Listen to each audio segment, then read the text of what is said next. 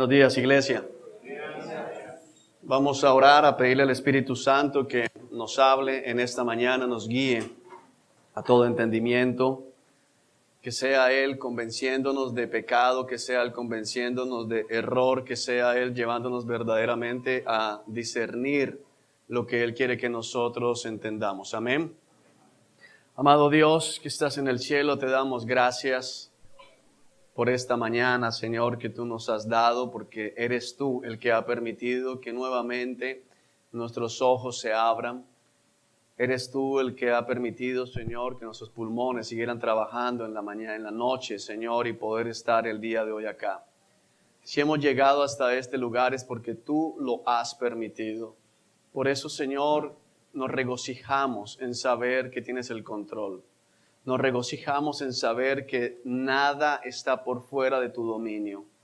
Señor, nos regocijamos y tranquilizamos al saber que tu voluntad siempre se llevará a cabo, Señor, que tú eres soberano, que eres todopoderoso, que eres omnisciente, Señor, omnipresente, y que sin importar las circunstancias adversas que estamos enfrentando en muchos hogares de la congregación, tú sigues siendo Dios.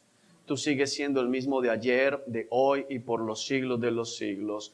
Las palabras de aliento que nos diste ayer, Señor, son las mismas que recibimos hoy y son las mismas que al mirar al futuro nos dan tranquilidad de saber que nuestro Dios es el Dios que creó los cielos y la tierra, el universo, todo lo que vemos y lo que no vemos. Que nuestro Dios tiene el poder para llevar a cabo todas las promesas que nos ha hecho. Y que sin importar si en esta vida terrenal sufrimos, Señor, es porque es parte del plan para formarnos, Señor, y aprender que este es un lugar de paso, que este es un lugar, Señor, provisional, que nuestra verdadera vida está guardándonos más allá de este mundo. Señor Dios Todopoderoso, fortalécenos mientras ese día llega. Fortalécenos, Señor, porque el camino es largo, Señor, el tiempo para nosotros, aunque corto comparado con la eternidad, para nosotros en muchos sentidos es largo, especialmente cuando estamos enfrentando pruebas y aflicciones. Fortalece nuestra fe, Señor, para que no caigamos, para que no te deshonremos y por el contrario podamos seguir avanzando en el conocimiento que nos trae la palabra, Señor, que las mentes sean abiertas, que los oídos sean abiertos, los ojos sean abiertos, los corazones arados, Señor, las piedras quitadas de los corazones para que la semilla pueda ser sembrada y produzca un fruto abundante. En el nombre de Jesús, hoy, Señor, te pedimos, te suplicamos que quites toda pereza, Señor, que quites todo aquello que se levanta en contra de la predicación, todo argumento, toda altivez que se levanta en contra de la predicación de la palabra sea derribada, Señor, por la palabra misma y por el mover, el fluir de tu Espíritu Santo. Te pedimos, Señor Dios que estás en el cielo, que guardes, Señor, nuestras mentes para que no divaguemos, Señor, lejos de este lugar, porque ¿de qué sirve estar de cuerpo presente si nuestros pensamientos están lejos de aquí?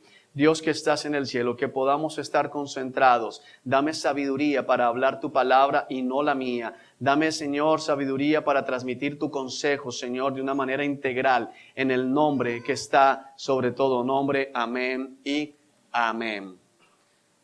Bueno, vamos a la palabra del Señor, al libro, la carta a los Hebreos capítulo 10.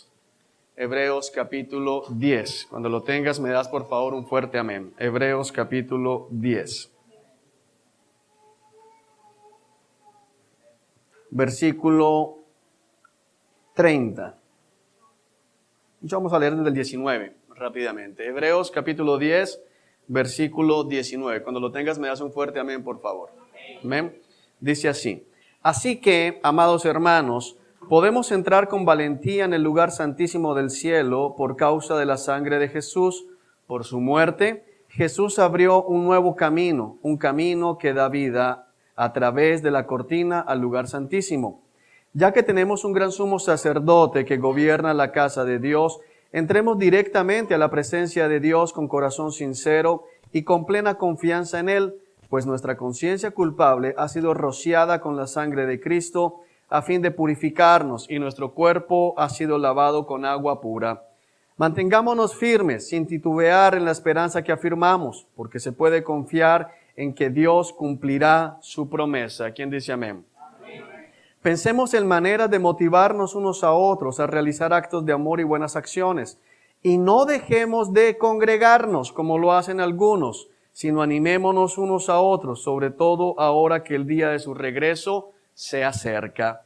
Queridos amigos, si seguimos pecando a propósito, después de haber recibido el conocimiento de la verdad, ya no queda ningún sacrificio que cubra esos pecados. Solo queda la terrible expectativa del juicio de Dios y el fuego violento que consumirá a sus enemigos, pues todo el que rehusaba obedecer la ley de Moisés era ejecutado sin compasión por el testimonio de 2 o 3 testigos. Piensen pues, cuánto mayor será el castigo para quienes han pisoteado al Hijo de Dios y han considerado la sangre del pacto, la cual nos hizo santos, como si fuera algo vulgar e inmundo, y han insultado y despreciado al Espíritu Santo que nos trae la misericordia de Dios. Pues conocemos al que dijo: yo tomaré venganza, yo les pagaré lo que se merecen. También dijo: el Señor juzgará a su propio pueblo. Es algo aterrador caer en manos del Dios vivo. Este es un pasaje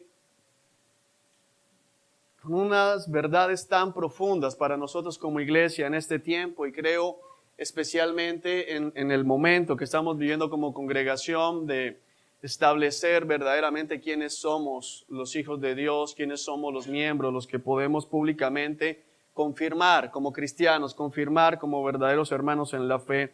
Nos dice varias cosas. La primera, nos recuerda la seguridad de la salvación, nos recuerda la seguridad que tenemos en Cristo Jesús por la sangre con la que hemos sido rociados y el agua con la que hemos sido purificados. Amén.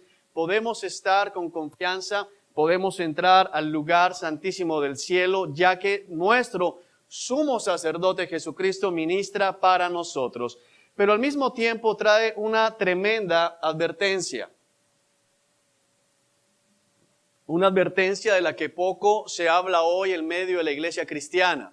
Una advertencia de la que poco se dice en la mayoría de los púlpitos, una advertencia de la que poco queremos oír, y una advertencia de la cual, aunque hemos escuchado en este lugar, tal vez todavía algunos no se la han tomado como deben tomársela. Tal vez todavía algunos en este momento no han comprendido la gravedad y la solemnidad de lo que Dios nos expresa entre muchos otros pasajes aquí en Hebreos 10. Miremos varios aspectos. Primero, dice el versículo 25, no dejemos de congregarnos como lo hacen algunos, sino animémonos unos a otros, sobre todo ahora que el día de su regreso se acerca. El congregarse es un mandato dado por Dios a todos los hombres. El congregarse es un mandato dado por Dios para que la iglesia pueda animarse. La palabra animarse en el Nuevo Testamento, y especialmente aquí, la podemos reemplazar, porque es la misma en griego, por exhortarnos. Es decir, no dejemos de congregarnos, sino que estémonos animando y estémonos exhortando unos a otros. Y la razón es muy sencilla, porque el día del regreso de Cristo se acerca. El día de su venida está cerca. Entonces, ¿por qué debemos congregarnos, hermanos? Debemos congregarnos porque solo al congregarnos vamos a estar expuestos los unos a los otros. Podremos ser animados en nuestra fe, podremos ser consolados en nuestras tribulaciones, pero también podremos ser exhortados por nuestros hermanos en la fe para que hagamos lo que es correcto, dejemos el pecado a un lado y avancemos realmente hacia nuestra meta, la Jerusalén celestial. Amén. Ese es el propósito de congregarnos. No nos congregamos para vernos bonitos, no nos congregamos para poder decir, oye, tuvimos casa llena. No nos congregamos porque es que es chévere ver a fulano de tal. Sí, es chévere vernos entre hermanos, pero ese no es el propósito. Ese no es el punto por el cual la iglesia se debe congregar. Nos congregamos con un propósito: animarnos y exhortarnos los unos a los otros. Y la razón es sencilla: se acerca el día del regreso del Señor. El día del regreso del Señor es el día que nosotros como creyentes verdaderos y genuinos estamos esperando. Y hablo a los creyentes genuinos y verdaderos. Es el día de nuestra recompensa. Es el día en que veremos cumplidos todas las promesas y todos los sueños y anhelos que Dios ha puesto en nuestro corazón. No estoy hablando del día en que te van a ascender en la empresa. No estoy hablando del día en que vas a comprar el carro que quieres. Estoy hablando del día en que los genuinos deseos de parte de Dios se harán realidad. Estaremos junto con Él para toda la eternidad. Le veremos cara a cara de una manera en la que ya no tendremos temor, en un lugar en el que ya no habrá nada que temer y nada nos faltará. Si aún aquí podemos decir, Salmo 23, el Señor es mi pastor, nada me falta, pero aquí tenemos carencias, en ese lugar en verdad podremos confirmar todavía mucho más, el Señor es mi pastor, nada me falta. Amén. Amén. Dice a continuación en el versículo 26, queridos amigos, es importante entender la manera en que está hablando el Espíritu Santo. Porque la palabra amigo, nosotros coloquialmente la usamos de manera muy jocosa y muy ligera, más bien la palabra ligera, para que entendamos.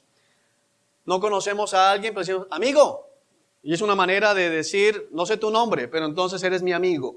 Pero realmente, ¿cuántos consideramos que tenemos amigos? A eso voy. Es decir, ¿quién es verdaderamente amigo? A veces aquí en la costa decimos, o en el interior del país, hermano. Aunque nunca lo hayamos visto, le decimos hermano. Es un saludo. Aquí, en este versículo 26, la palabra amigo no es eso. Está haciendo referencia el autor, el Espíritu Santo, inspirando al autor del libro, para recordarnos algo. Amigos son aquellos que son amigos de Dios. Es decir, queridos amigos, somos amigos porque ustedes son amigos de Dios. Y son amigos de Dios de una sola manera, si Cristo los ha reconciliado con el Padre. Lo que dice la palabra de Dios es eso. Antes éramos, ¿qué?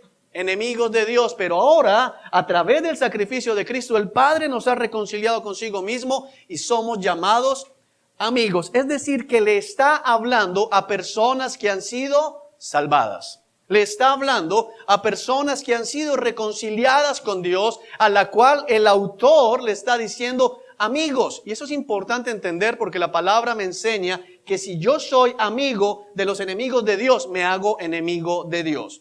La palabra dice en primera carta de Juan, no se engañen, los que son amigos del mundo no pueden ser amigos de Dios. ¿Por qué?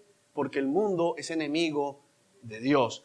Y aunque aquí lo vemos, humanamente hablando, y puedo ser amigo de entre dos enemigos, con el Señor no funciona así. Solo puedo llamar amigos en el mundo espiritual a aquellos que son verdaderamente, ¿qué? Amigos de Dios. Y amigos de Dios no son los que le cantan canciones, no son los que le escriben poemas, pero siguen en su vida de pecado. Amigos son aquellos que verdaderamente han sido salvados a través del sacrificio de Cristo y han sido puestos en la relación correcta, como dice Romanos. Amén.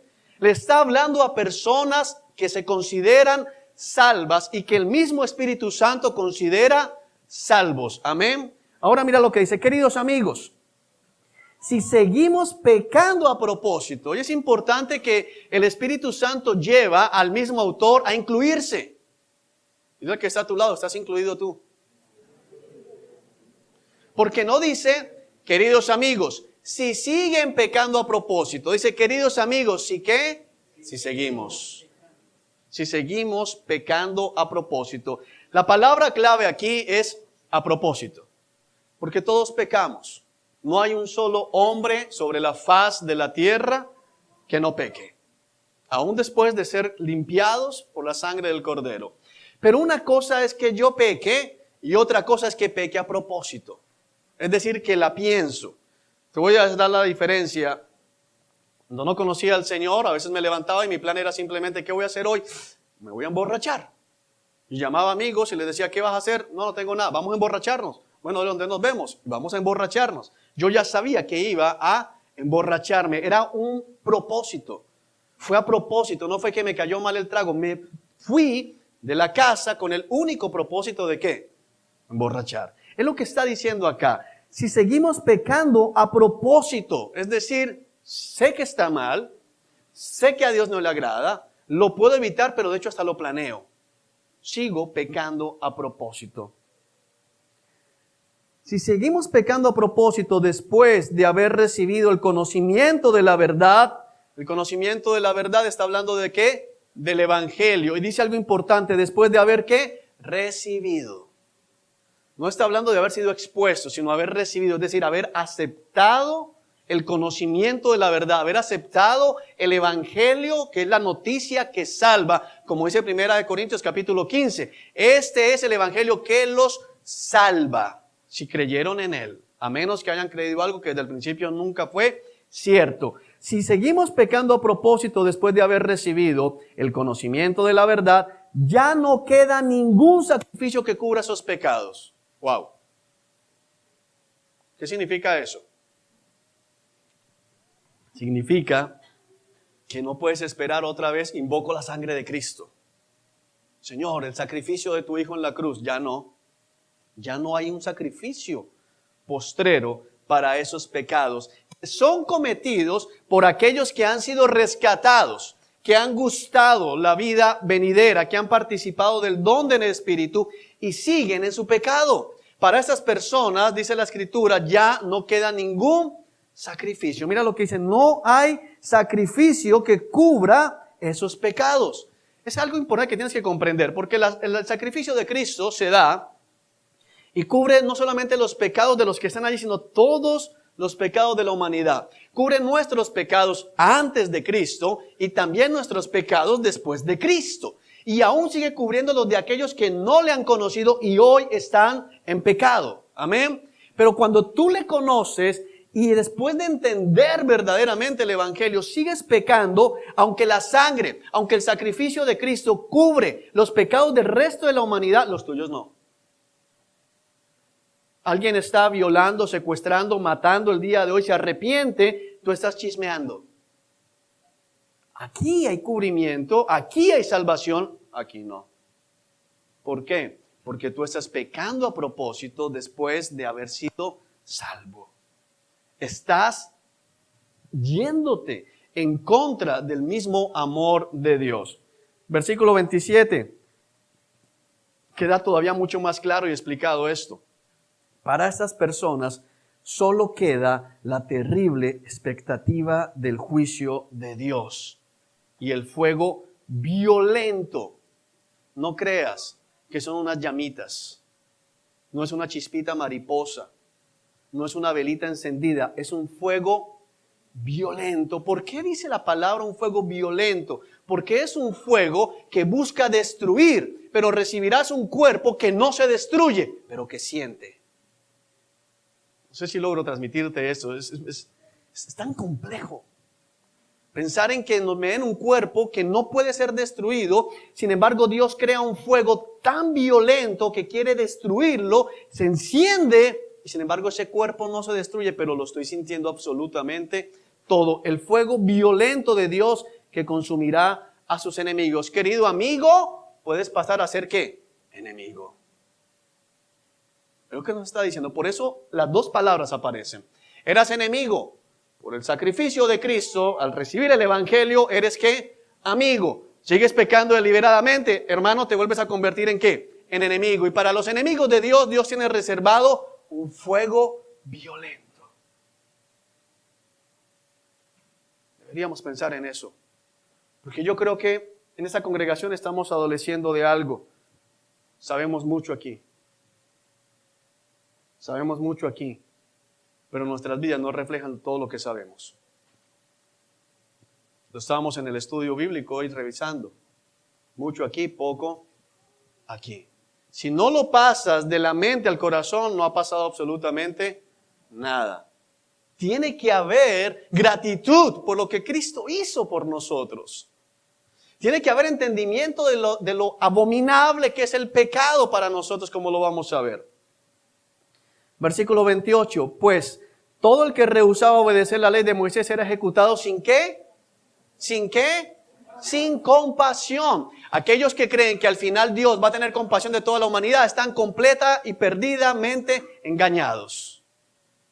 Al final no va a haber compasión. El día del juicio del trono blanco haya una cosa que no va a haber: misericordia, ni gracia, ni compasión. Si aquellos que transgredían la ley dada por Moisés, dada por ángeles, morían sin compasión, ¿cuánto más? Dice acá, ¿cuánto más? Piensen pues, dile que está a tu lado, piensa pues. Piensa. Iglesia, por favor, piensa.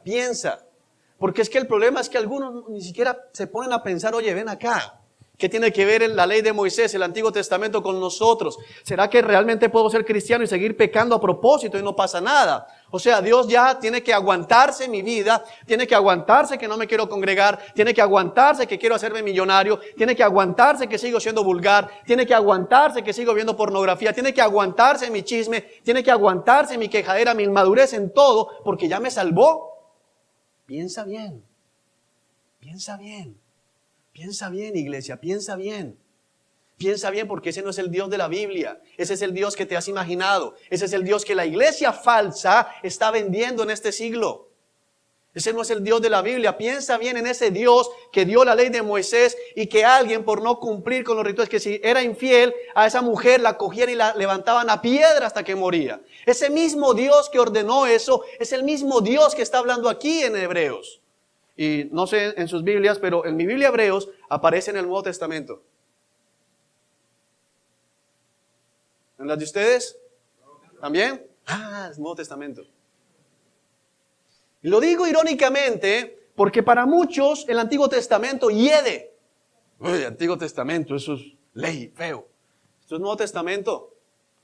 Y aquel que le hiede el Antiguo Testamento no ha entendido el Nuevo. De hecho, es imposible entender el Nuevo sin el Antiguo. Porque esa es la continuación. Esta es la continuación. No sé si alguna vez, el ejemplo es lejos, terrenal, pero creo que te puede ayudar. ¿Alguna vez has entrado a una película, la segunda parte, no viste la primera? Estás perdido. Todo el mundo tiene, ¡ay, míralo! Y tú, ¿ya quién?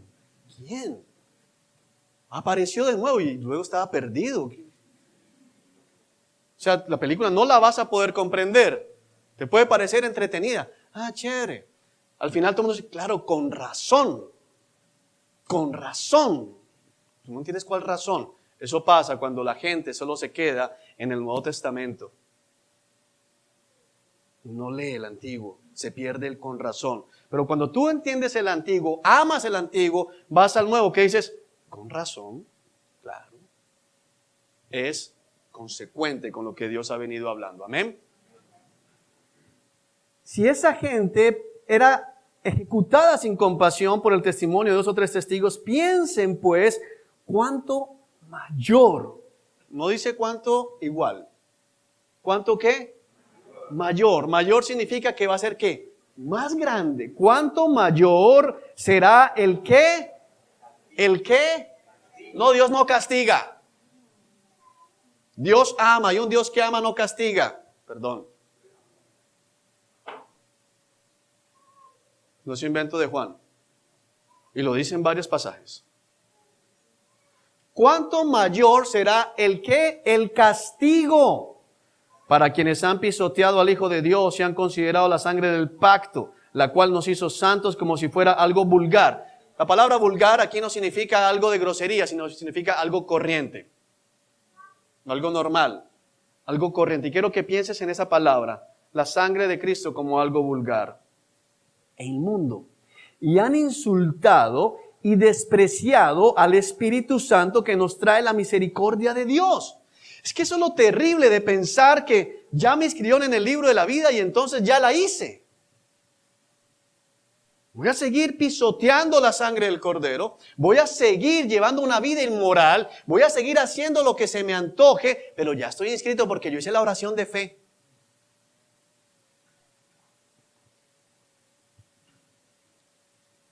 Estás loco. Deberían encerrarte en un manicomio espiritual. Estás loco. Has pisoteado al Hijo de Dios. Has considerado la sangre del Hijo de Dios como algo vulgar e inmundo. Te has burlado del Espíritu Santo. Has abusado de la misericordia de Dios. Pero yo estoy escrito en el libro de la vida. Revisa bien. Revisa bien.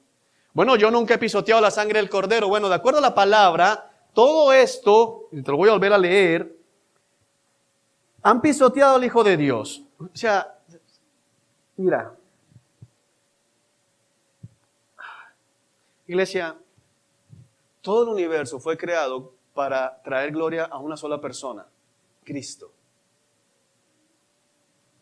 Quiero que entiendas esto. Todo lo que Dios hizo, Colosenses capítulo 1, todo lo que Dios hizo, lo hizo por medio de Cristo y para Cristo. Es el Padre queriendo complacer a su Hijo, queriendo que su Hijo amado sea glorificado. Y tú lo pisoteas y crees que no va a pasar nada. Por eso dice, piensen bien. Piensa bien. Ahora no solamente es el Hijo amado por el cual todo fue hecho, sino el Hijo amado que se hizo hombre y fue aplastado bajo la ira del Padre para que tú puedas ser incluido en los hijos de Dios, y lo vas a pisotear. Y crees que no va a pasar nada. En verdad, ¿quién es el loco, tú o yo? En verdad, ¿quién es el ingenuo en este lugar? Es el Hijo de Dios. Pisoteas al Hijo de Dios. Consideras la sangre del pacto. La palabra considerar significa pensar bien en algo. Lo consideras, piensas en la sangre del pacto. La sangre del pacto es la misma sangre que fue derramada por Cristo. Y la consideras algo común y corriente. Común y corriente. Estoy tan lejos del ejemplo, pero creo que les ayuda. Yo he visto algunas fotografías de ustedes, no estoy de acuerdo, pero he visto fotografías de ustedes en restaurantes finos. Entonces se toman la foto en un restaurante fino con manteles y esto, ¿sí? Para que, bueno, háganlo en casa. Pero nunca he visto la fotografía de ustedes aquí, almuerzo 5,000, sancochito de 3,000. Porque es algo ¿qué? Corriente. Aquí en Cochofal. ¿Es algo qué? Corriente. ¿Quién te va a dar me gusta? De pronto te dan un me asusta. Ay, mi hermano. ¿Cómo vas a comparar o a pensar que la sangre de Cristo es algo corriente? ¿La consideras corriente? No, yo no la considero así. Sí, de acuerdo a la palabra. Cuando sigues en tu vida de pecado y no te arrepientes y piensas que todo sigue bien, mira, aunque tu cabecita te diga que estás bien, lo que sucedió es que tienes el termostato espiritual averiado. Que estás mal. Estás pésimo. Y piensas que estás bien. Terrible. La consideras como algo vulgar, como algo corriente e inmundo. La sangre que te purifica, tú la consideras sucia. ¿Entiendes esto? Algo a rechazar. Porque la palabra, esa carta fue escrita al pueblo hebreo. Cuando los leprosos iban por las calles, tenían que gritar, inmundo soy, inmundo soy, inmundo soy, para que la gente no se les acercara. ¿Consideras la sangre del cordero como algo inmundo? La que te limpia. ¿Y crees que Dios te va a perdonar? ¿En verdad lo crees? Así de engañado estás.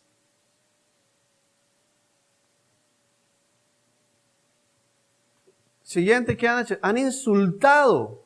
Wow. Han insultado y despreciado, es decir, que le han quitado ¿qué? El valor. Al Espíritu Santo, la persona tierna de la Trinidad. No contristéis al Espíritu Santo de Dios con el cual fuisteis sellados. Y tú no solo no lo contristas, sino que lo insultas. Al Espíritu Santo. Al Espíritu Santo. Yo nunca lo he insultado. Sí. Sí, amigo, si sigues pecando a propósito, estás insultando al Espíritu Santo. Y le estás quitando valor. Lo estás despreciando. No, deja eso allá. La palabra despreciar es muy fuerte. Te lo ofrecen, quita eso de ahí. Es el Espíritu Santo. Eso es terrible.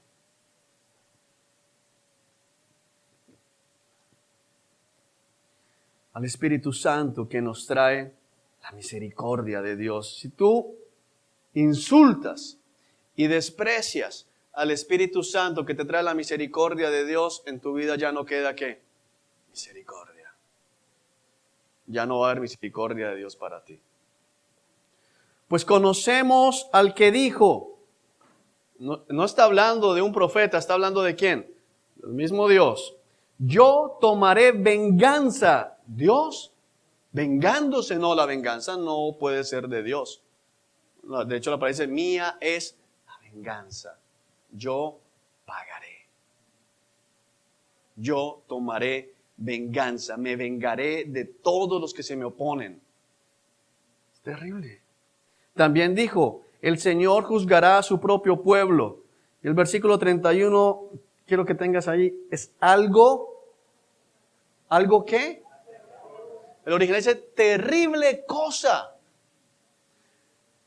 Es aterrador, o sea, eso es escalofriante, es miedo lo que debe haber en nosotros. Y podrías decir, bueno, no, eso es solo para los de afuera. No, la iglesia debería tener terror al caer en las manos de un Dios vivo. Si bien es cierto que no debemos pecar por amor a Cristo, también tenemos que entender, y creo que una de las cosas que nos ha impedido y le ha impedido a muchos avanzar en la santidad es que no entienden que es terrorífico caer en las manos de Dios. Porque cuando está hablando de caer en las manos de un Dios vivo, no está hablando de que Dios te toma en sus manos, sino que caíste en las manos del Señor. O sea, una caída es un ¿qué? Un tropezón. Pensabas que estabas bien paradito y de pronto ¿qué? ¡Pum! Caíste en las manos del Señor. Amado, terror. Es lo que describe la palabra aquí. Terror, pánico, angustia. Caer en las manos de un Dios que está diciendo, voy a enviar mi fuego ¿qué? Violento. Te voy a destruir. Te voy a atormentar por toda la eternidad. No, yo no quiero escuchar eso. Dios es amor, Dios es amor, Dios es amor, Dios es amor.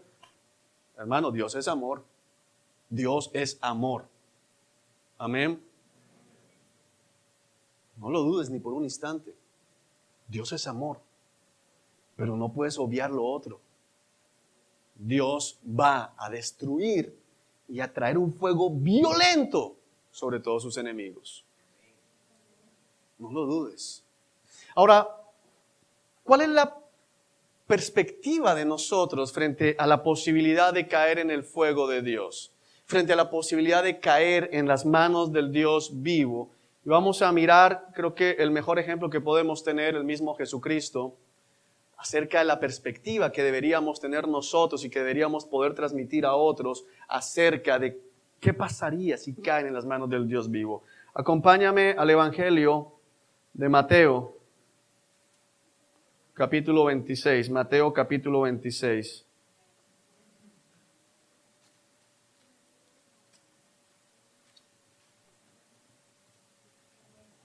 Versículo 36.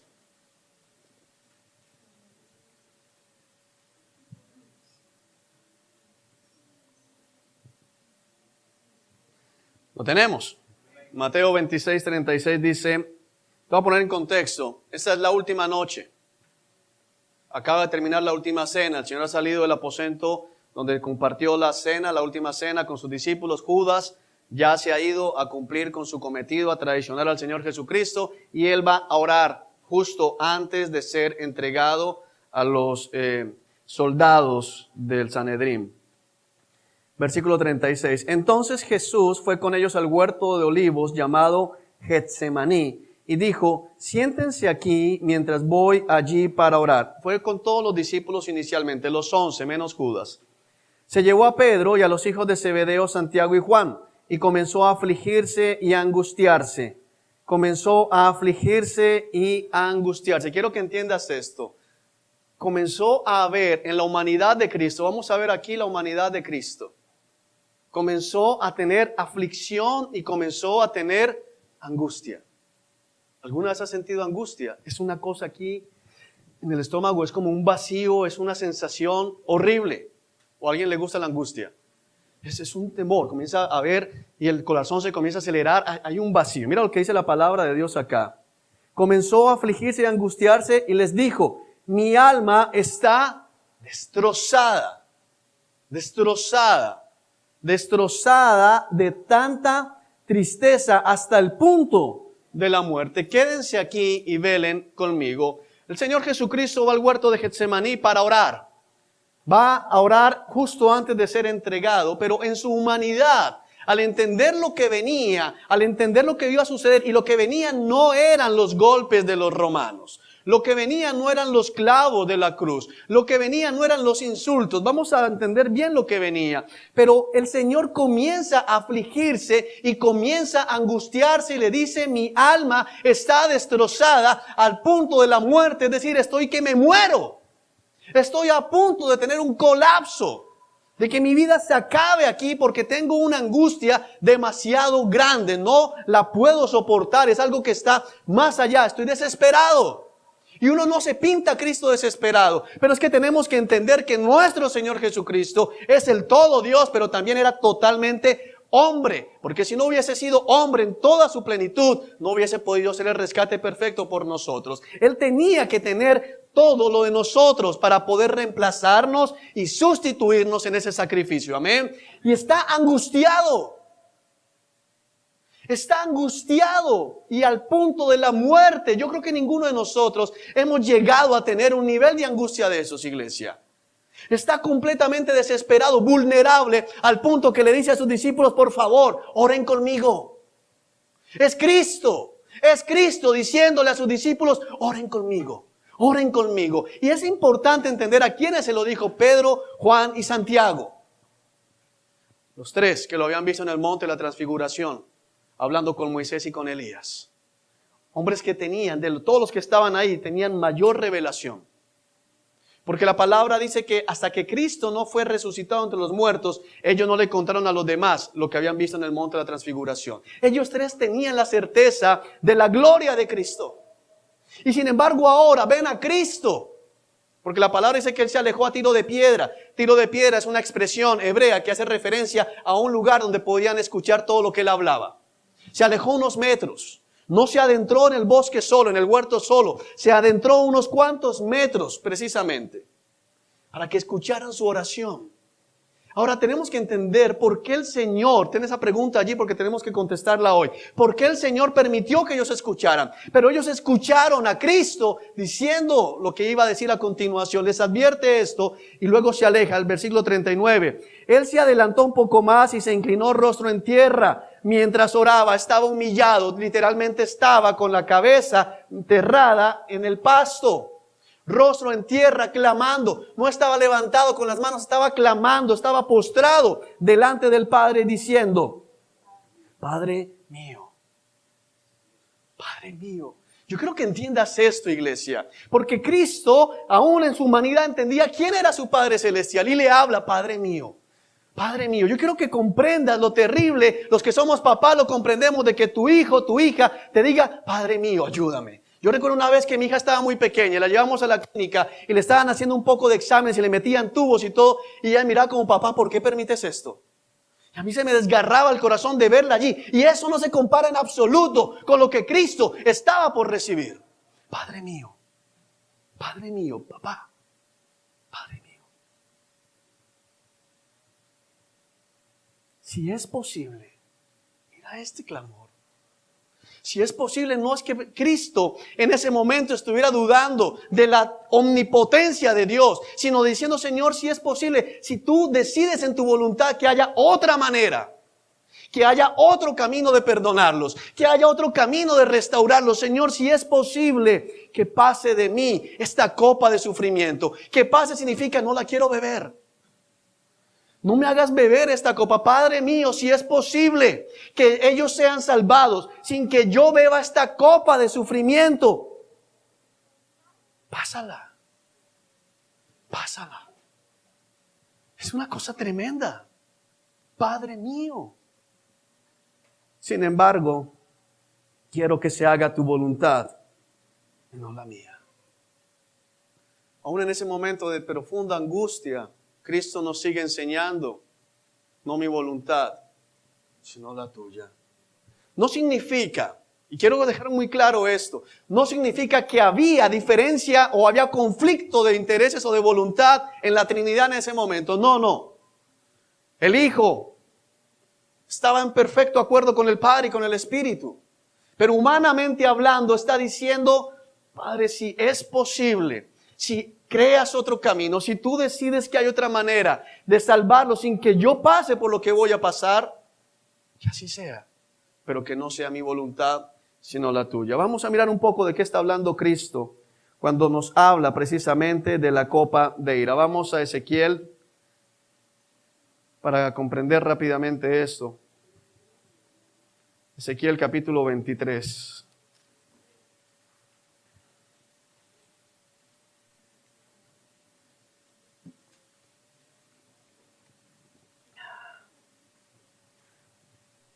¿Lo tenemos?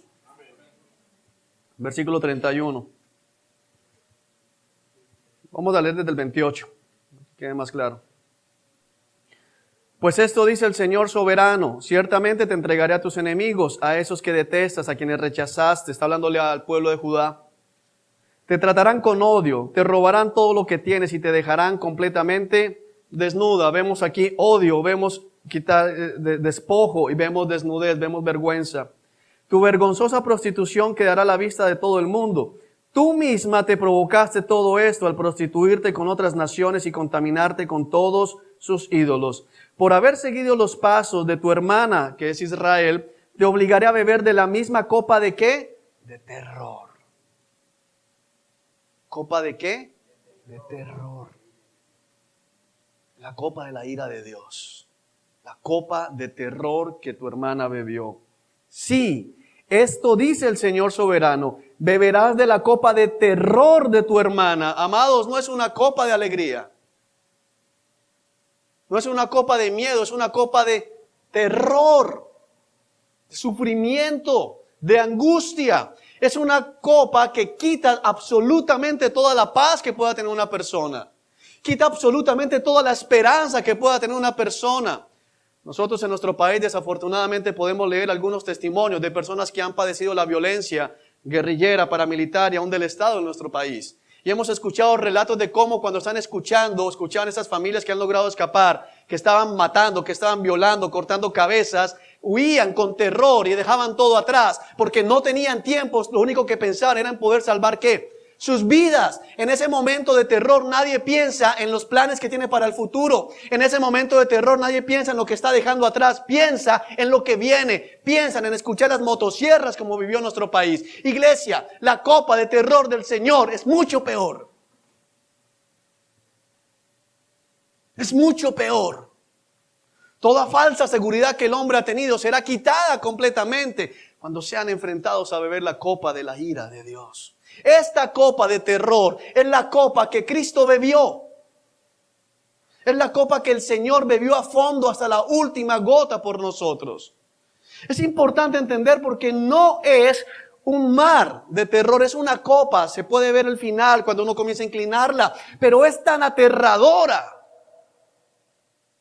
que solo tenerla frente a uno es para morirse. Es lo que estaba pasando allí. La copa de terror, la copa de la ira. Una copa grande y profunda que está llena hasta el borde de burla y desprecio. La copa de la ira de Dios no trae un dedito. No es que Dios va a dar su ira a poquitos. No, amados hermanos, la copa de la ira de Dios es completa. hasta el borde, rebosando completamente de la ira de un Dios santo que aborrece el pecado, pero también, como dice la palabra, aborrece al que hace pecado. Burla y desprecio.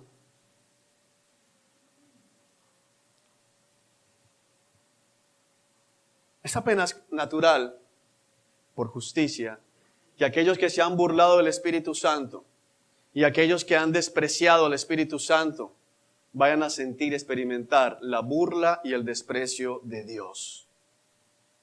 La van a experimentar. Todos aquellos que sean presentados delante del trono blanco y sean arrojados al lago que arde con fuego y azufre, por toda la eternidad van a experimentar burla y desprecio de Dios.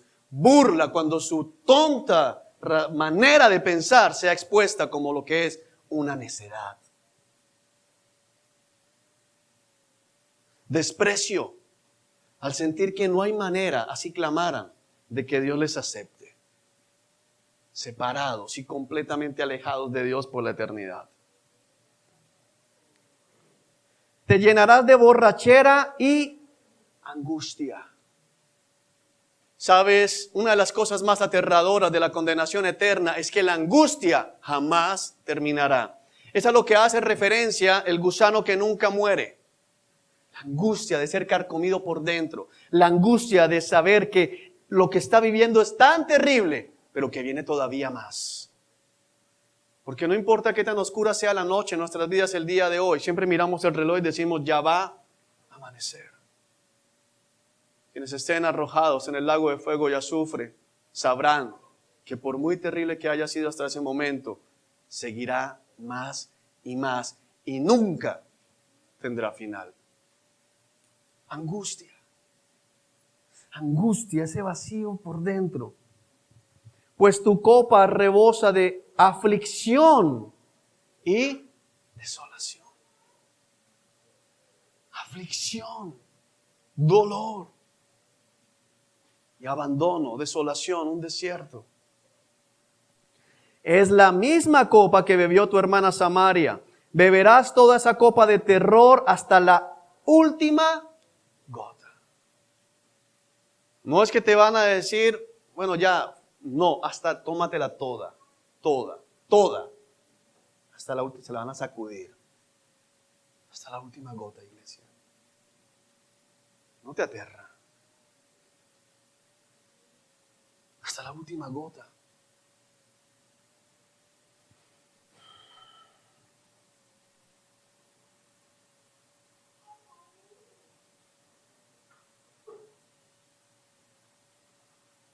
Vamos a Jeremías.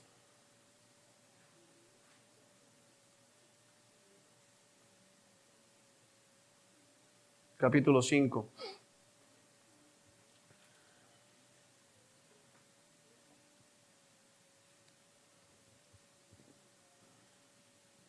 Jeremías capítulo 5.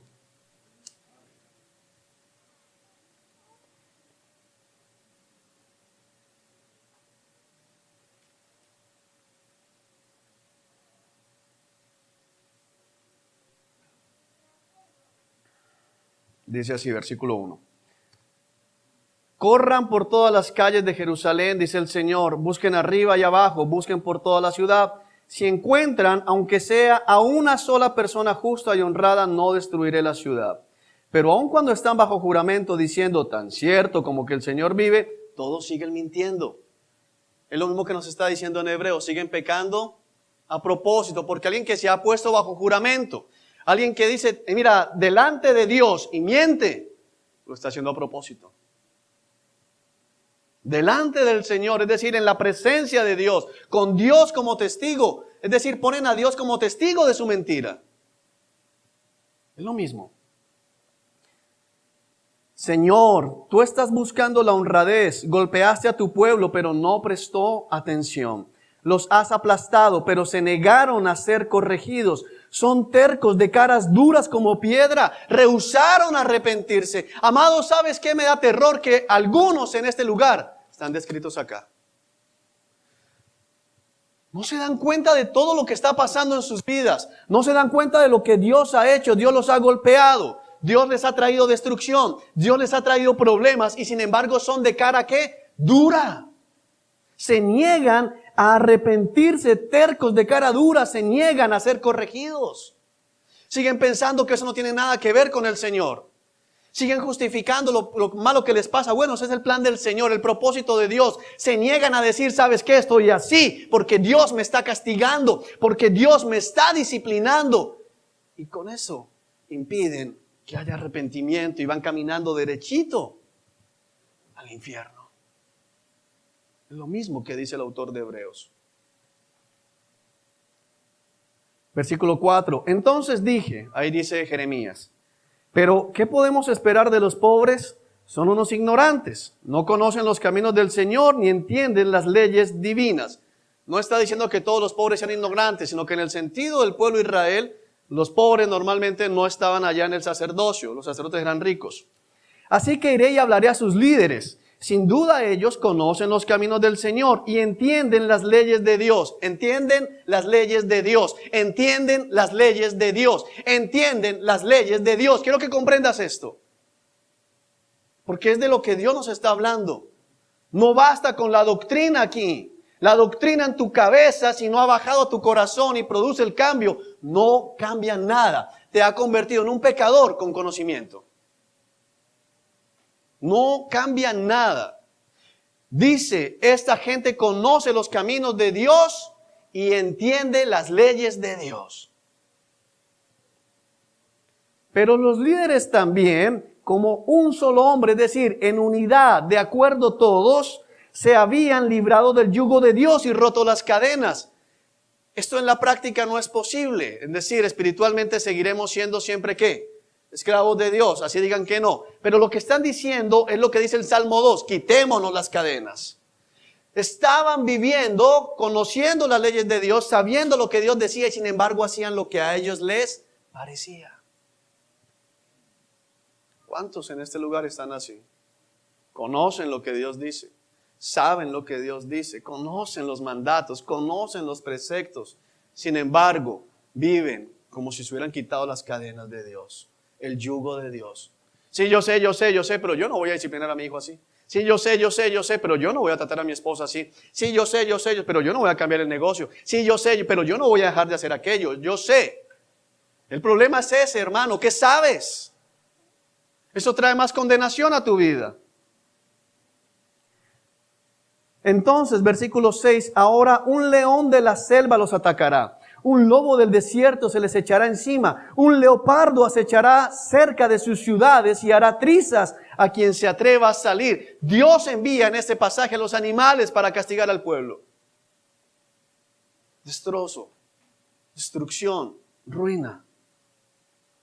Mira el versículo 7. ¿Cómo puedo perdonarte? Está preguntando el Señor, no Jeremías, el Señor. ¿Cómo puedo perdonarte? No, Él me tiene que perdonar al final. Al final vas a escuchar, ¿cómo puedo perdonarte? Si sabías lo que es bueno. Si sabías que el Señor a esto lo llama inmoralidad sexual. Si sabías que el Señor a esto lo llama chisme. Si sabías que el Señor a esto lo llama herejía, lo llama blasfemia, lo llama asesinato, lo llama odio. ¿Cómo puedo perdonarte? Si a pesar de saber, seguiste haciéndolo. ¿Cómo puedo perdonarte? Si a pesar de saberlo, seguiste haciéndolo a propósito, ¿cómo puedo perdonarte? Es una pregunta fuerte. Dime, ¿cómo puedo perdonarte? Pues aún tus hijos se han alejado de mí. Ellos juraron por dioses que no son dioses en absoluto. Alimenté a mi pueblo hasta que estuvo satisfecho. Mira esto. Pero su manera de darme las gracias fue cometer adulterio y hacer fila en los prostíbulos. Bueno, yo ya no voy a los prostíbulos. Pero sigues deseando ir. Pero sigues desmiciendo mujeres en la calle. Dios te alimenta y tú le pagas yendo a hacer fila en los prostíbulos. ¿Sabes lo tremendo de hacer fila? Yo no sé si a ti te pasa, pero yo voy a un lugar, hay fila y no entro. Yo ni que estuvieran regalando. Ahora, esta gente hace fila. El hacer fila te da tiempo para pensar, oye, ¿yo qué hago en esta fila? Pero al hacer fila demostraban que no estaban ahí engañados, estaban ahí a propósito. No fue que alguien, ven, entra, sino que él sabía.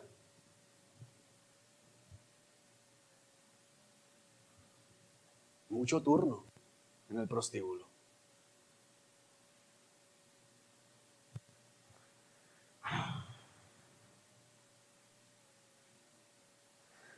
Versículo 8.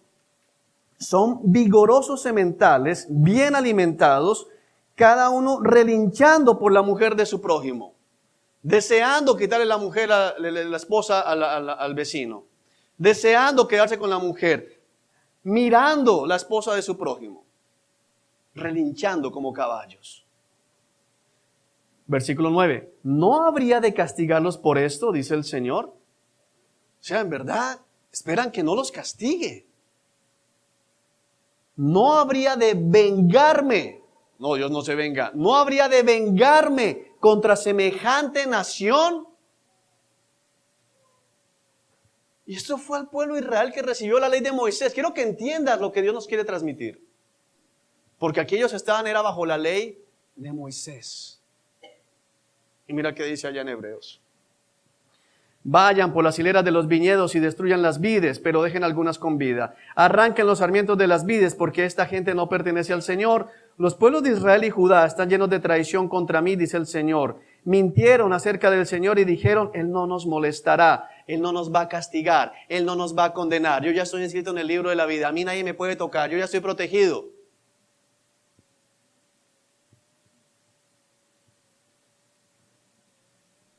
Ok. Sigue creyendo eso. Ningún desastre vendrá sobre nosotros. No habrá guerra ni hambre. Todos los profetas de Dios son pura palabrería. En realidad no hablan de parte de Él. Que caigan sobre ellos mismos sus predicciones de desastre. Yo sé que algunas veces algunos aquí piensan lo mismo. Y no me estoy defendiendo a mí. Jeremías no estaba hablando, es el Señor el que estaba hablando. Que Juan es histérico. Yo creo que Angie es amargada, entonces él llega aquí de mal genio. Juan no comió bien, no durmió bien. Deberían dejarlo dormir el sábado de las 7 de la noche para que llegue feliz el domingo. Yo no soy ningún histérico. Yo me la paso molestando. Me encanta reírme. Pura palabrería. ¿Tú crees que Dios va a echar a alguien de la iglesia al infierno? ¿Cómo se te ocurre? ¿Tú crees que Dios va a vengarse? No, Dios no es así. Bueno.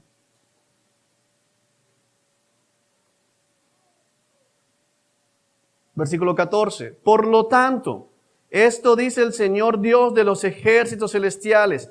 Debido a que mi pueblo habla de esta manera, mis mensajes saldrán de tu boca como llamas de fuego y quemarán al pueblo como si fuera leña. Oh Israel, traeré una nación lejana contra ti, dice el Señor, una nación poderosa, una nación antigua, un pueblo cuyo idioma desconoces, cuya forma de hablar no entiendes. Sus armas son mortíferas, sus guerreros poderosos. Devorarán la comida de tu cosecha, devorarán a tus hijos e hijas, devorarán tus rebaños y manadas, devorarán tus uvas y tus higueras, destruirán tus ciudades fortificadas que consideras tan seguras. Hermanos, la copa de la ira de Dios acaba con todo. No creas que te vas a levantar después de tomar la copa de la ira de Dios. Se levantó Cristo porque es el mismo Dios. Cristo porque es el mismo Dios. Sin embargo, aún en esos días no te eliminaré por completo, dice el Señor. Y cuando tu pueblo pregunte, ¿por qué el Señor nuestro Dios nos hizo todo esto? Debes contestar, ustedes lo rechazaron y se entregaron a dioses extranjeros en su propia tierra. Ahora servirán a extranjeros en una tierra que a ustedes no les pertenece. Anuncien esto a Israel y díganselo a Judá. Escucha, gente necia y sin sentido común, que tienen ojos que no ven y oídos que no oyen. ¿No me tienes respeto?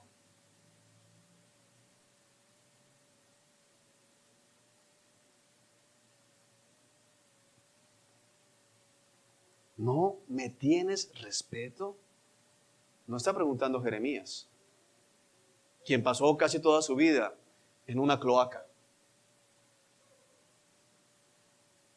Está diciendo Dios una pregunta a su pueblo. Hay una pregunta de Dios para la iglesia en la mañana de hoy. ¿No me tienes respeto? ¿En verdad? Con todo lo que sabes que he hecho. ¿No me tienes respeto? Mira la siguiente pregunta. ¿Por qué no tiemblas en mi presencia? A Dios le sorprende la necedad, por eso dice, escucha, gente necia y sin sentido común. Solo un necio y sin sentido común le falta el respeto a Dios. ¿Qué es lo que dice el autor de Hebreos? ¿Han tratado qué? La sangre como algo vulgar, algo que no merece qué? Respeto. ¿Por qué no tiembla la iglesia en la presencia de Dios? ¿Por qué el pueblo no tiembla? Dice, ¿por qué no tiemblas? O sea, no entiendo por qué no tiemblas. Realmente te faltan sesos. ¿Cómo no tiemblas delante del Dios vivo? ¿Cómo no tiemblas delante de la presencia del Señor? ¿Cómo no se conmueve nuestra alma muchas veces? Ahora, está hablando el Señor en el sentido de ¿qué? Del juicio. De lo que va a venir. No había venido, pero iba a venir. Y sin embargo ellos escuchaban eso. ¿Y sabes qué hacían? Otra vez Jeremías. Otra vez con la misma, este man sí es terco. Échenlo a la cisterna.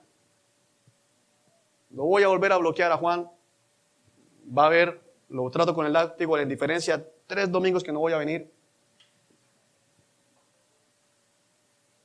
No respetas a Dios. No tienes temor a Dios, a lo que Él está diciendo del juicio que viene para la humanidad. Del juicio que viene. Especialmente sobre aquellos que han degustado, que han conocido el camino de la verdad y sin embargo siguen viviendo vidas de pecado. ¿No tiemblas ante Dios? ¿Te parece poca cosa? ¿No le tienes respeto a Dios? Estás ahí sentado diciendo, ya conozco que es así. ¿Quién es así?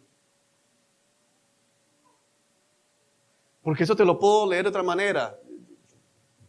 A mí me pasa esto, pero te lo puedo leer así.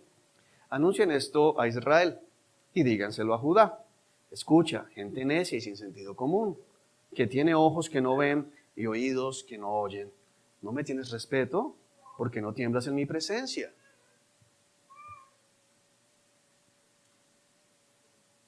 ¿No le tienes respeto?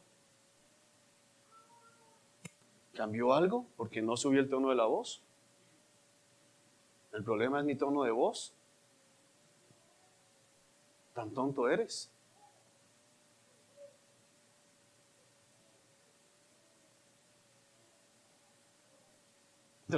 Don't you respect me? Te lo digo en inglés. Why aren't you shaking in my presence? ¿Cambió? En inglés sí, que temblar. El mensajero importa.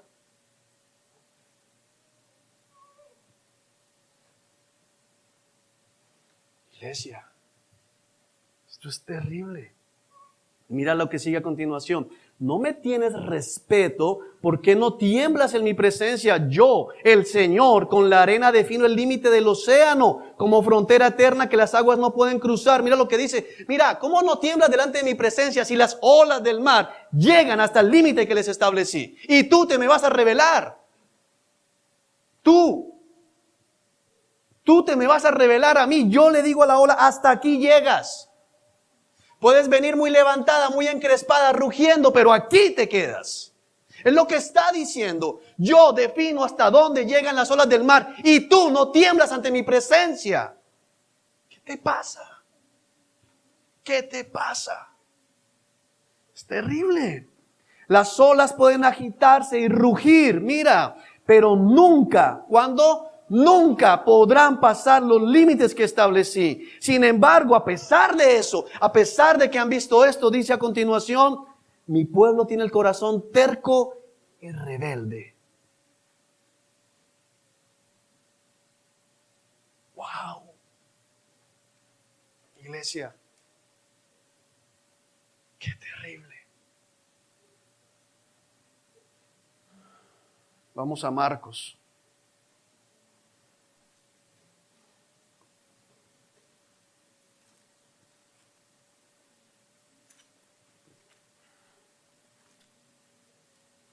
capítulo 14, Marcos capítulo 14.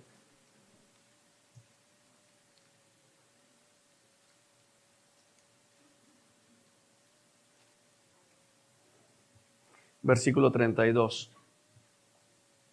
Marcos 14, 32. Lo tengas, me das un amén, por favor. Marcos 14, 32. Dice así. Fueron al huerto de los olivos llamado Getsemaní y Jesús dijo, creo que explicar esto es importante ahorita. El huerto de Getsemaní se llamaba, era un huerto donde dice de los olivos, es decir, el olivo era la planta de la cual se obtenía el aceite. Eso es lo que conocemos como el aceite de oliva como tal. Cristo fue al huerto de los olivos, y quiero que lo tengas en mente para comprender lo que viene, para ser prensado. Las olivas, el fruto como tal, debe ser prensada, exprimida, para que pueda brotar el aceite.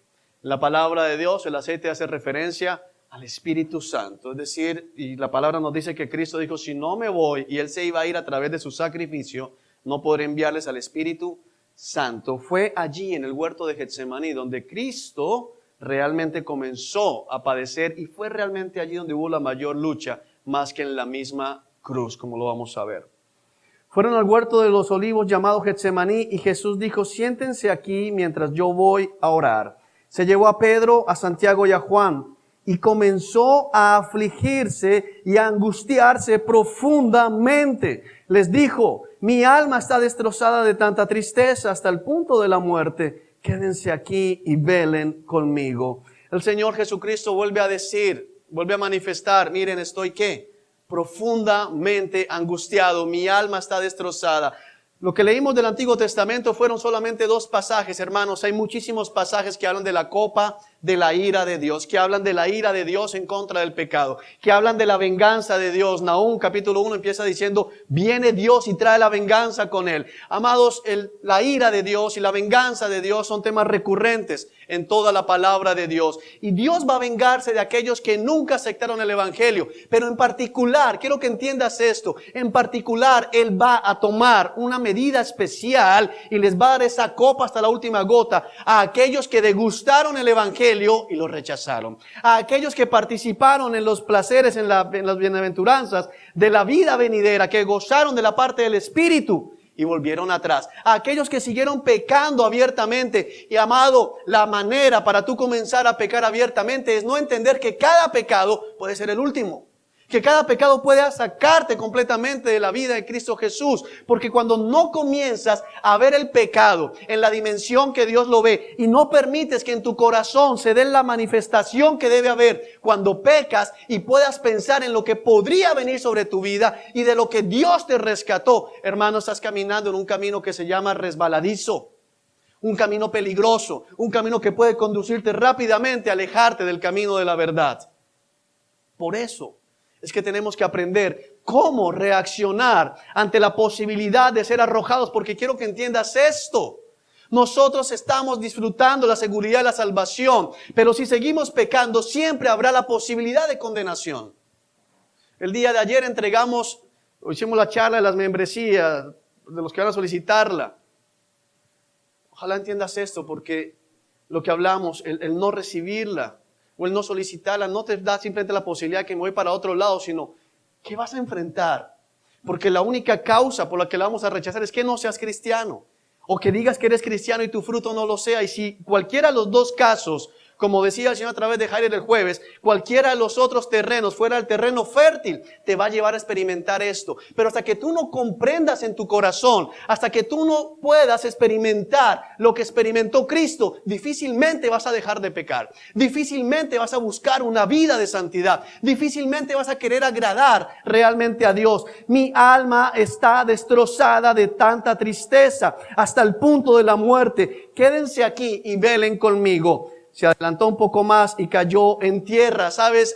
Marcos nos dice algo que no nos dejó ver Mateo. No dice Mateo que cayó, Marcos dice cayó.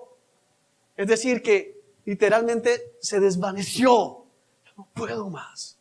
La tristeza que tenía Cristo, la angustia que tenía Cristo en su alma era tan profunda que cayó, no se arrodilló, sino que se dejó caer. Yo no sé si alguna vez te has dejado caer delante de la presencia del Señor, cuando cierras la puerta de tu habitación, Señor, ya no puedo más.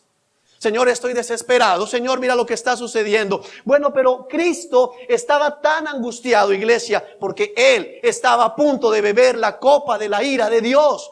Cristo estaba a punto de tomar nuestro lugar. Lo que estaba por suceder en contadas horas era que el Padre iba a poner sobre Cristo la responsabilidad de todos los pecados de la humanidad, de todos los pecados de la iglesia. Cristo iba a ser tratado no como el Hijo amado del cielo, iba a ser tratado como un vil pecador, como tú o como yo. Él iba a tomar tu lugar, Él iba a tomar mi lugar. Y Cristo sabía lo que eso significaba. Significaba ser aborrecido por el Padre, y sabía que tenía que tomar la copa de la ira de Dios, la copa que Él mismo, como Dios había diseñado, la iba a beber hasta la última gota. Por eso humanamente estaba angustiado, porque Cristo en la cruz no sufrió como Dios, sufrió como hombre, bebió la copa de la ira como hombre, iglesia, hasta la última gota. La copa de terror, la copa de la burla, la copa del desprecio, porque dice en Deuteronomio capítulo 28, las maldiciones: si desobedeces uno solo de estos mandamientos,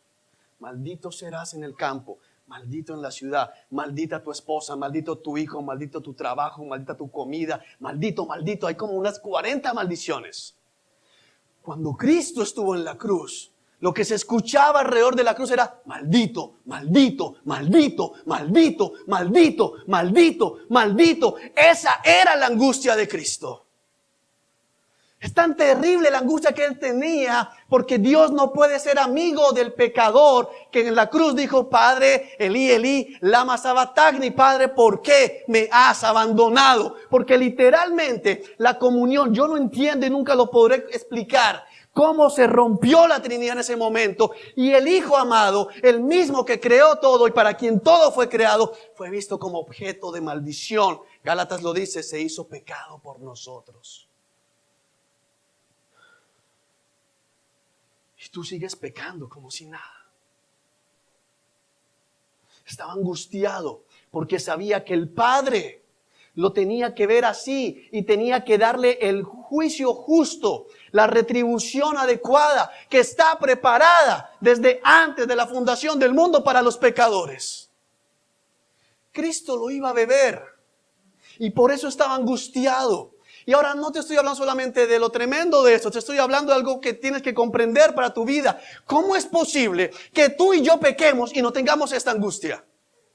¿Por qué Cristo estaba así de angustiado? Claro, iba a sufrir tremendamente, pero es que sabía lo que iba a sufrir, no había comenzado a sufrir. Todavía la mano del Padre, Isaías capítulo 53, versículo 10, todavía la mano del Padre no había caído sobre Él, todavía no lo había aplastado, todavía no le había causado dolor. Sin embargo, Cristo, al pensar, solo al imaginar, solo al saber que sobre Él vendría ese juicio, estaba angustiado al punto de la muerte. Y nosotros pecamos y pecamos y pecamos y no pasa nada. ¿Cómo puedes pecar cuando hay la posibilidad de que seas arrojado a ese lugar y que bebas hasta la última gota de la copa del furor de Dios? Como lo dice Hebreos. Eso es terrible, mira. Se adelantó un poco más y cayó en tierra, pidió en oración, una súplica. Pidió en oración que si fuera posible, vuelvo a decir, si hay otro camino, si hay otra manera, Padre, si hay una forma de que yo no sufra eso. Si hay alguna forma de que yo no beba la copa de terror que ya, mira, esta copa de terror es tan terrorífica que no la había bebido. Y ya estaba temblando. Ya estaba temblando.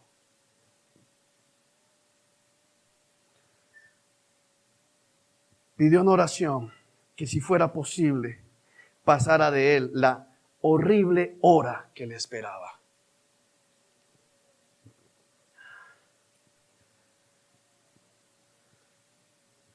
La hora de beber de la copa de la ira. Mira esta oración, versículo 36. Abba, Padre. Abba, Padre. Quiero que entiendas esto, iglesia. Abba. Es la palabra griega, para nosotros podemos traducirla, papi. Cristo Jesús, aquel que no tuvo un solo pecado. La palabra dice que tenemos que amar al Señor con toda nuestra mente, con todo nuestro corazón, con todo nuestro ser. No hay sobre la faz de la tierra y no ha habido un solo hombre que en todo momento, que aunque sea un minuto de su vida, haya amado a Dios de esa manera, con toda su mente, con todo su ser, con todo su corazón. Sin embargo, Cristo no hubo ni un solo minuto en que no amara al Padre con toda su mente, con todo su ser y con todo su corazón. Obediencia perfecta, el Hijo de Dios, y le decía ahora al Padre, papi, papi. ¿Puedes entender lo que puede suceder en el corazón del Padre al ver a su Hijo Jesucristo y el papi? Es tan aterrador lo que viene, iglesia. Es tan aterrador lo que viene que Cristo en su humanidad dice papi, está de rodillas, está caído, está metido en papi. Y papá no se conmueve. Papi, papi, Padre mío, mira, soy yo, Cristo, soy Jesús. ¿Hay manera de evitar esto? Esto es tan terrible. Esto es tan difícil. Lo que viene es tan aterrador, es una hora horrible. Y nosotros seguimos pecando. Hermanos, nosotros, los que sigan pecando en eso, los que sigan pecando deliberadamente, los que sigan de necios, van a tomar esa copa y sin embargo están tranquilos. ¿Cómo puede ser? ¿Cómo puede ser? Que quisiera quedarme explicando eso es tan precioso, pero lo que el Señor me mandó a decirles es otra cosa. Quisiera quedarme explicando lo hermoso y lo tremendo de la relación del Padre con el Hijo aquí. Pero Dios esta mañana no me mandó a decirles eso. Quiero que entiendan es lo otro. Cristo estaba tan angustiado, y tú puedes pecar y no tener ninguna angustia. Tú escuchas hablar de que si sigues así vas a ser expulsado de la iglesia, y si te expulsan de la iglesia, me voy para otra iglesia. No, la iglesia de Cristo es una sola. Si llegas a otra iglesia de sana doctrina, te van a decir, ¿de dónde vienes? ¿Qué pasó? Vamos a llamar, vamos a verificar, vamos a hacer. No te van a recibir porque la iglesia de Cristo es una sola. Y estás relajado. Cristo estaba clamando, dice, clamó, todo es posible para ti. Te pido, hay una súplica, te pido, quites esta copa de sufrimiento de mí. Sin embargo, no quiero que se haga tu voluntad. Quiero que se haga tu voluntad, no la mía. Quiero que se haga tu voluntad, no la mía. Luego volvió y encontró a los discípulos dormidos. Le dijo a Pedro, Simón, ¿estás dormido? ¿No pudiste velar conmigo ni siquiera una hora? Velen y oren para que no cedan ante la tentación, porque el espíritu está dispuesto, pero el cuerpo es débil. Hay una pregunta que me hacía preparando este mensaje. ¿Por qué el Señor permitió también que ellos vieran esto? Porque es necesario entender que el verdadero evangelio, la llegada del Espíritu Santo, no puede entrar mientras que en el corazón del pecador no haya esta tristeza y esta angustia al saberse condenado. Al saber la situación que tiene delante del Señor en ese momento, iglesia, porque el mundo debería estar así. Porque todos aquellos que no están en Cristo van a beber de esa copa. Esa misma copa que hizo que Cristo se postrara a decir, papi, papi soy yo. Es posible que quites esto. Y sin embargo están tranquilos. Y algunos en la iglesia saben que no están siendo parte de Cristo y están así de tranquilos. Lucas 22.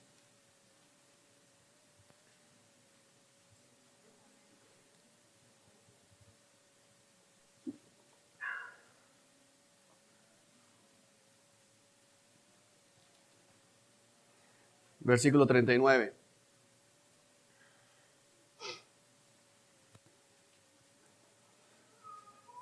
Lo tenemos. Tenemos el mismo pasaje, Huerto de los Olivos, Getsemaní. Luego, acompañado por sus discípulos, Jesús salió del cuarto en el piso de arriba y como de costumbre fue al monte de los Olivos. Allí les dijo, oren para que no cedan a la tentación. Se alejó una distancia como de un tiro de piedra, se arrodilló y oró. Padre, si quieres, te pido que quites esta copa de sufrimiento de mí. Sin embargo, quiero que se haga tu voluntad, no la mía. Versículo 43. Entonces apareció un ángel del cielo y lo fortaleció. Oró con más fervor y estaba en tal agonía de espíritu que su sudor caía a tierra como grandes gotas de sangre. Finalmente se puso de pie, regresó donde estaban sus discípulos, pero los encontró dormidos, exhaustos por la tristeza. ¿Por qué duermen? Les preguntó. Levántense y oren para que no cedan ante la tentación. El Señor Jesucristo está en un momento de mucha angustia, sin embargo está preocupado por la situación de sus discípulos, porque entiende que Él se va a ir. Entiende que ellos van a quedar en este mundo y que van a seguir siendo tentados. Y que la única manera en que puedan soportar la tentación que viene de parte del mundo, la tentación que viene de parte del enemigo, la tentación que viene de parte de nuestra propia naturaleza pecaminosa es en la oración. Y muchos se llaman cristianos y no quieren orar. Y muchos que piensan que en sus propias fuerzas van a poder soportar todo lo largo de este camino. Iglesia, no va a poder ser, no va a poder suceder. Si no estamos fortalecidos en la oración, no lo vamos a poder lograr y conseguir. Ahora hay una cosa importante, que en detalle quiero que miremos, versículo 44. Después de que fue consolado, fue fortalecido por un ángel, oró con más fervor. Y uno puede pensar, pero ¿cómo un ángel fortalece a Dios? Ahí estaba Cristo en su plena humanidad. La oración fue respondida. El Padre no cerró oídos. No se podía cambiar el plan. Había que dar un sacrificio. El Cordero de Dios tenía que ser sacrificado. Pero el Padre envió un ángel para fortalecer a su Hijo. Amados, es posible que muchas de las cosas que pasemos en esas horas de Getsemaní no las vayan a quitar, pero siempre Dios enviará a su ángel para fortalecernos y darnos lo necesario para poder hacer su voluntad. Amén. Ahora bien, dice, oró con más fervor. Cuando somos fortalecidos, muchas veces tendemos a dejar de orar. Debe ser lo contrario. Cristo, en esa hora de angustia, Cristo en ese momento ora con más fervor y estaba en tal agonía. La palabra en tal agonía trata de comparar, decir, mira, era tan grande, era tan diferente a las agonías que puede haber sentido otra persona en toda la historia de la humanidad. Era tal la clase de angustia, de agonía, de aflicción que tenía Cristo, que de su sudor caía a tierra como gotas de sangre. Hay una condición clínica, no recuerdo el nombre ahorita, creo que se llama hematridosis, no recuerdo si sí, ya me confirmaron, sí, hematridosis, donde es posible que la sangre se mezcle con el sudor, se revientan los vasos capilares que están aquí debajo y comienza a brotar sangre como sudor. No es una gotica, lo que está diciendo la palabra acá, sangre, estaba sudando sangre. El nivel de angustia, dice que la causa de esto, básicamente la principal es un nivel de estrés, un nivel de angustia, un terror, una ansiedad tan grande que se revienta todo por allá. Esa era la angustia que tenía Cristo. Cristo sudó sangre, iglesia, y vuelvo a decir, quisiera predicarte otra cosa sobre eso, pero el Espíritu me tiene quieto acá.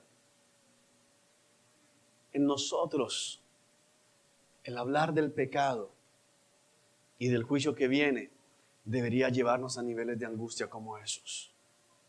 Nosotros deberíamos poder predicarle a los que están afuera y que suceda lo que sucedió cuando predicó Jonathan Edwards.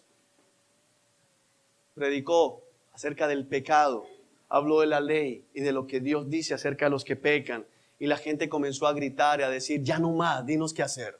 Porque comenzaron a sentir angustia. Angustia al saber lo que podría venir, angustia a lo que iba a suceder con sus vidas eternamente, angustia al imaginarse cayendo en las manos de un Dios airado, cayendo en las manos de un Dios vengativo, cayendo en las manos de un Dios justo, de un Dios santo, santo, santo, que dice en toda la palabra que aborrece al que hace maldad, que no va a perdonar al culpable, que no va a absolver al que ha hecho lo malo. Ese Dios que dice, los voy a despedazar, porque lo dice muchas veces la palabra, me voy a burlar de ustedes, los voy a desnudar, voy a acabar con todo lo que tienen. Cristo, que sabía que eso era verdad, produjo esto.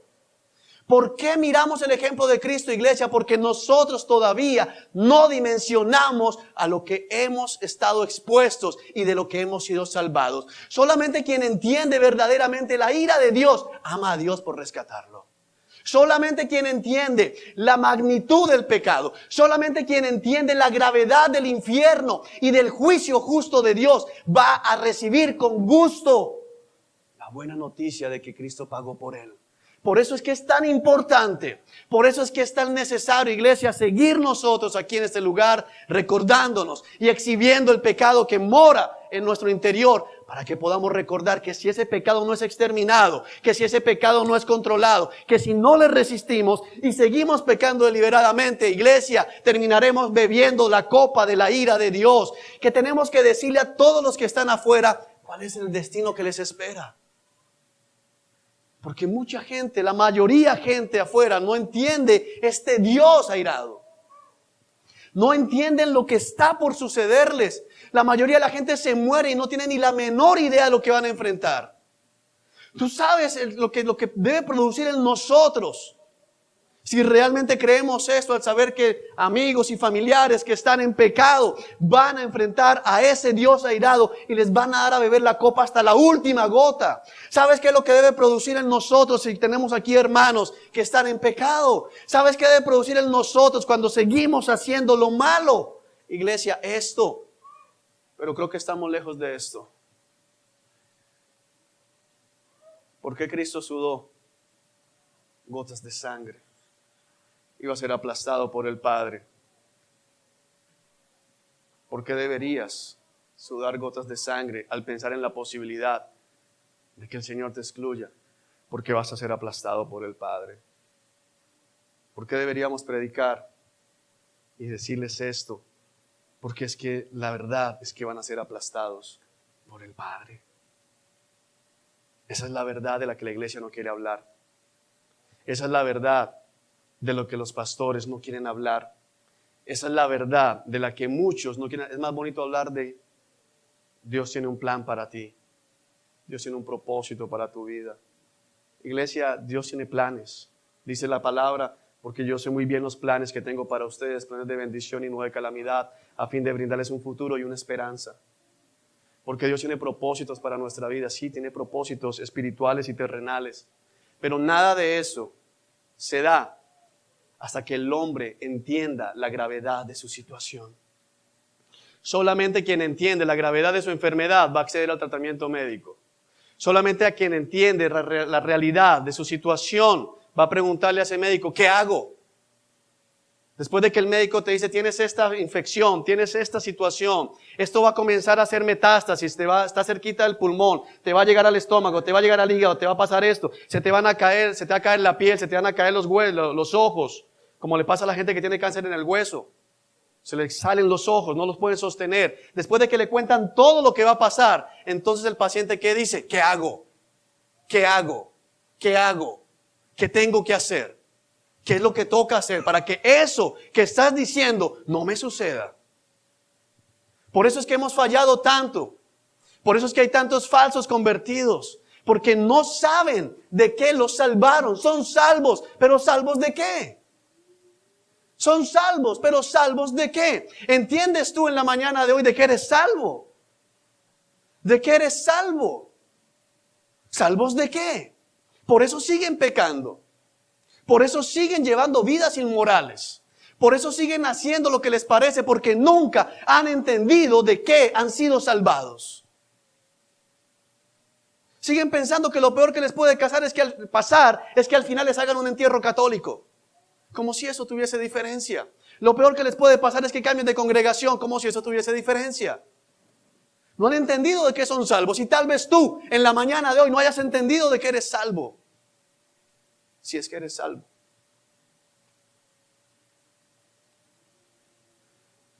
No puede haber, escúchame bien, no puede haber Gólgota, el monte donde el Señor fue crucificado, sin Getsemaní.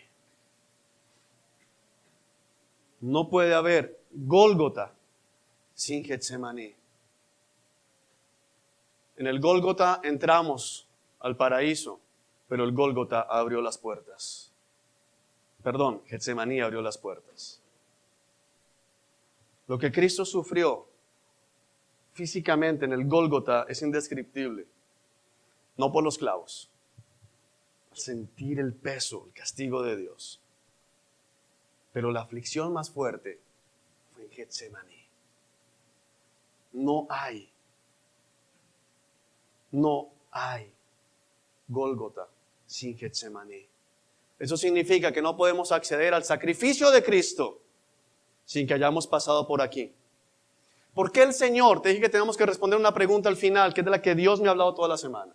¿Por qué el Señor se llevó a sus discípulos y aunque los apartó, los dejó a una distancia en la que ellos podían escuchar todo lo que estaba diciendo? Podían verlo, y lo vieron seguramente cuando salió, sudando las gotas de sangre. ¿Por qué? Porque tenía que enseñarles eso precisamente.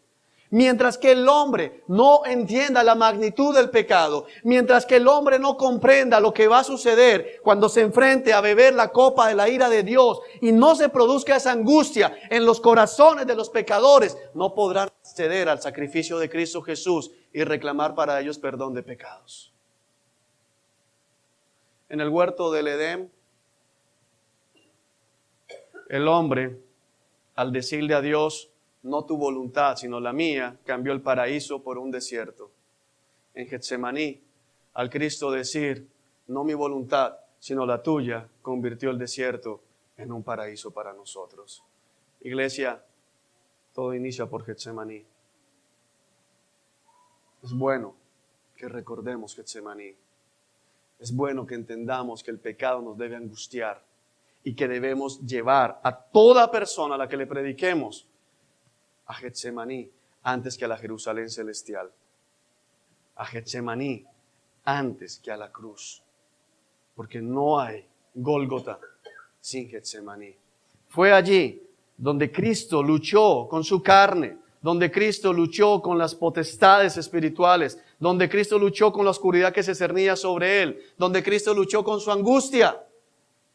Pero dice al final, versículo 45, después de sudar gotas de sangre, finalmente se puso de pie y regresó a sus discípulos. Y el Mateo dice, ya viene el que me entrega. No salió corriendo. ¿Qué hizo? Los esperó. Y cuando llegó Judas, dicen, ¿a quién buscan? A Jesús de Nazaret. ¿Qué dijo él? Yo soy. Dejen que ellos se vayan. No hay Gólgota sin Getsemaní. Amén. Vamos a orar, iglesia. Pedirle al Espíritu Santo que nos ayude.